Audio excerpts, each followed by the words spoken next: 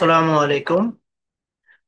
The institute of bankers Bangladesh IBB কর্তৃক আয়োজিত six banking professional examination 2025 যে আইবিবি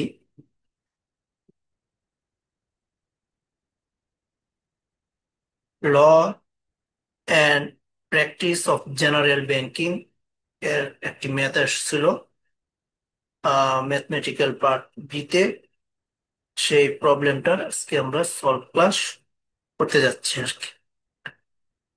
তবে এই অঙ্কটা অত্যন্ত আহ, একেবারে গুরুত্বপূর্ণ। কারণ হচ্ছে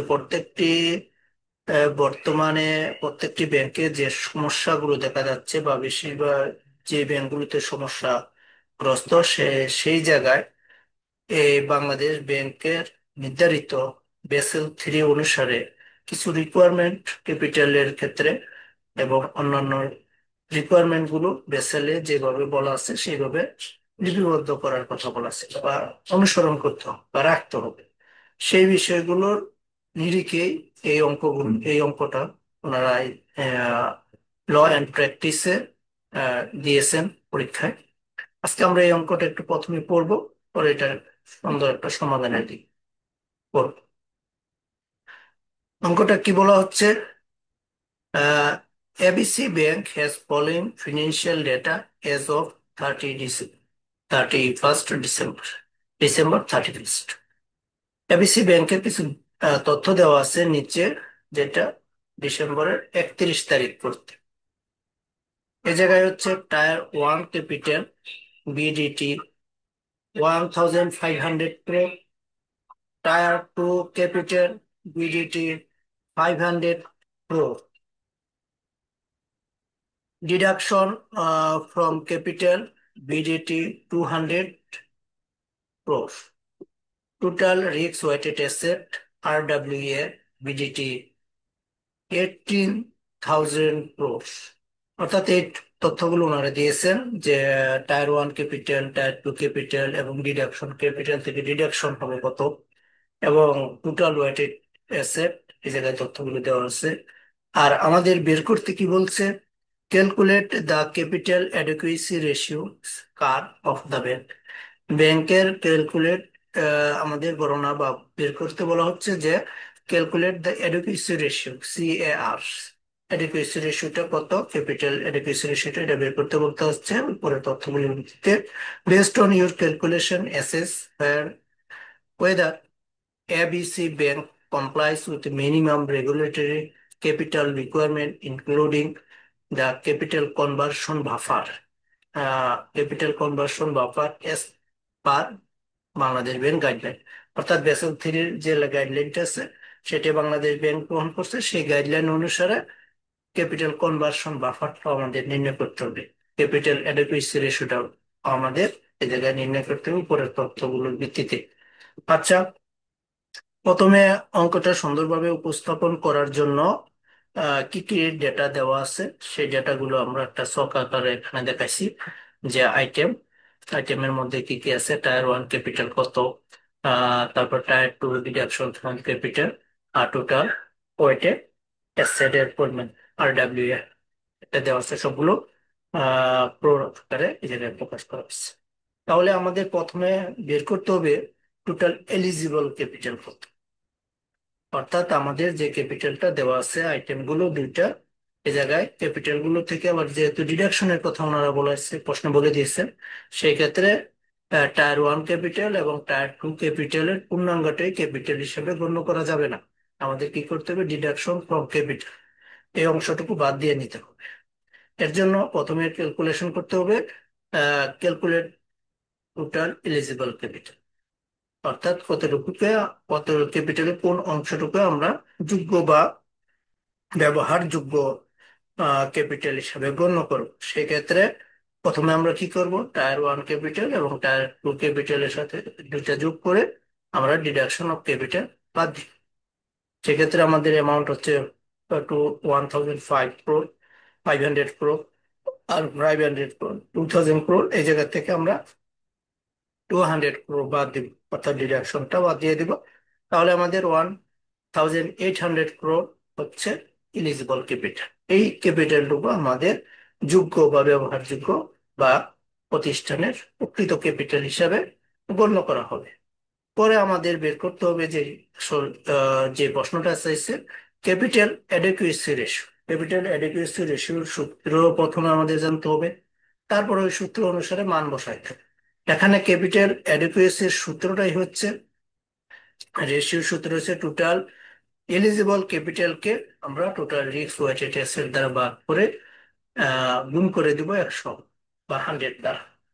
সেক্ষেত্রে আমরা তো বের করছি এলিজিবল ক্যাপিটাল কত, 1800 crore, আর আমাদের টোটাল রিস্ক ওয়েটেড অ্যাসেট ছিল 18,000 crore।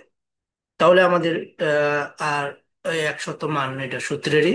তাহলে পূর্ণাঙ্গভাবে সূত্রটা কি দাঁড়ালো, যে CAR অর্থাৎ ক্যাপিটাল অ্যাডিকুয়েসি রেশিও সমান সমান হচ্ছে total eligible capital divided total risk weighted asset into 100। তাহলে আমরা সূত্রের যে মানটা আমরা বের করছি মানটা যথা জায়গায় বসাই দিই, বসিয়ে আমরা সূত্রের অঙ্কের মানটা নির্ণয় করে ফেলি। তাহলে এলিজিবল ক্যাপিটাল হচ্ছে 1800 crore divided 80,000 crore into 100 equal 10%, অর্থাৎ ক্যাপিটাল অ্যাডুকেসি রেশিও হচ্ছে 10%। এখন বাংলাদেশ ব্যাংক তার গাইডলাইন কি বলে, যে minimum Bangladesh banks minimum regulatory requirement, তাদের যে নির্দেশনা মোতাবেক যে রিকোয়ারমেন্টটা দরকার, এই জায়গায় তারা কি বলছে এটা আমরা একটু দেখি। As per Bangladesh bank Bessel 3 guideline most recently in effective, অর্থাৎ বাংলাদেশ ব্যাংকে আমাদের দেশে বাংলাদেশ ব্যাংক যে গাইডলাইনটা বেসেল 3 গাইডলাইনটা রিসেন্টলি ইফেক্ট করছে, আজকে কার্যকর করেছে, তার একটা নমুনা এখানে দেখে আমরা পরবর্তী স্টেপে যাবো। বলতেছে ক্যাপিটাল কম্পোনেন্ট, অর্থাৎ ক্যাপিটালের উপাদানগুলো কি থাকবে একটা ব্যাংকের, আর মিনিমাম রিকোয়ারমেন্ট কি থাকতে হবে। বলতেছে কমন ইকুইটি ইন টায়ার 1 4%, 4.5% থাকতে হবে। Tyre 1 capital 6.0%, total capital tyre 1 plus tyre 2 10%, capital conversion buffer 2.5%, আর টোটাল মিনিমাম কার ইনক্লুডিং CCB, অর্থাৎ ক্যাপিটাল কনভার্সন বাফার, এই সবগুলো যোগ করে গিয়ে কতগুলো বলতেছে যে এটা থাকতে হবে অ্যাটলিস্ট 12.5%। এখন আমরা অ্যাসেসমেন্ট করতে যাব যে তারা, আমরা যে তথ্যটা বের করছি এবং তারা যে চাচ্ছে এটা কি আমাদের সাথে এই অঙ্কের সাথে এই রিকোয়ারমেন্ট অনুসারে কাজ করা হচ্ছে কিনা। যেমন আমাদের এই ব্যাংকের ক্ষেত্রে আমাদের ছিল কি, ক্যাপিটাল কার থাকতে হবে, কার বের করছি আমরা কত 10%।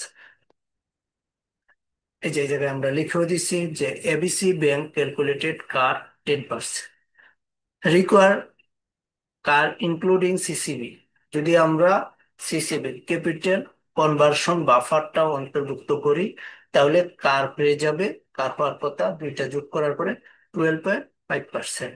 সেই ক্ষেত্রে আমাদের এই অঙ্কে এই অঙ্কের ক্ষেত্রে বা এই ব্যাংকে ABC ব্যাংকে CAR 10%, ঠিক আছে। Require included CCB 12.5%, compliance not not compliant. এই জায়গায় কথা হলো যে দেয়ার ফোর, পরের সমাধান, প্রকৃত সমাধানটা কিভাবে আমরা আসতেছি যে সিদ্ধান্তে, therefore ABC bank does not meet the minimum capital adequacy requirement under Bangladesh Bank Basel 3 guideline, as a CAR of 10% fall 2.5% point short of required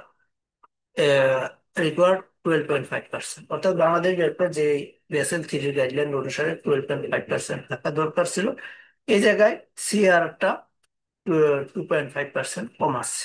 সেই ক্ষেত্রে CR-টা নির্ধারণ করা হয়েছে CAR-টা 10%। সেই ক্ষেত্রে এটা তার যে বাংলাদেশ ব্যাংকের গাইডলাইন বেসেল 3 অনুসারে, এই অনুসারে তারা মিনিমাম রিকোয়ারমেন্টটা পূরণ করতে পারেন। এবং এই ক্ষেত্রে আমরা বলবো যে টোটাল ইলিজিবল ক্যাপিটাল ছিল হচ্ছে পূর্ণাঙ্গ বা ফাইনাল ডিসিশনের ক্ষেত্রে 1,800 crore। আর হচ্ছে RWA risk weighted asset 18 18,000 crore। কার হচ্ছে আমাদের capital adequacy ratio 10%, require car cis will be 12.5%। এটা দরকার ছিল আমাদের, কিন্তু আমাদের পাইছি সিসিবিটা আমরা পাই, অর্থাৎ ক্যাপিটাল কনভার্সন বাফার যে ইয়েটা ছিল এটা আমরা পাইনি 2.5%। এই কারণে আমাদের যে রিকোয়ারমেন্টটা থাকা দরকার মিনিমামটা, ওইটা এই তথ্যের ভিত্তিতে এই ব্যাংকের মধ্যে আমরা সেটা পাইনি। এর জন্য এটার স্ট্যাটাসটা কি হবে? Non compliant with regulatory capital adequacy standard. অর্থাৎ ক্যাপিটাল অ্যাডিকুয়েসি যে স্ট্যান্ডার্ডটা ছিল সেই স্ট্যান্ডার্ডটা রেগুলেটরি কর্তৃক নির্ধারিত, তাই এখানে কমপ্লায়েন্ট করা হয়নি, অর্থাৎ এটা মানা হয়নি বা নিয়ে।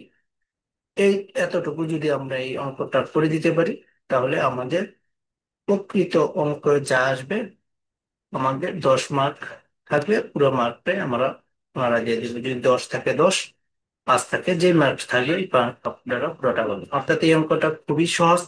আর যদি এই এত কিছু এইভাবে বর করে লেখার বা এত সৌন্দর্যের দরকার নেই, ডেটাটা লিখে টোটাল ইলিজিবল ক্যাপিটাল বের করে, ক্যাপিটাল অ্যাডিকুইসিটা বের করে, আর বাংলাদেশ ব্যাংকের জায়গায় ইয়াটা মিনিমাম ক্যাপিটাল ক্যাপিটাল অ্যাডিকুইসি রেশিও কিরকম রাখতে হবে, ক্যাপিটাল কনভার্সন বাফার, এটা বের করে পরে শেষের ইয়াটা আমরা যদি স্ট্যাটাসটা দিয়ে দিই, সেই ক্ষেত্রে এই অঙ্কের পূর্ণাঙ্গ পেয়ে যাবে।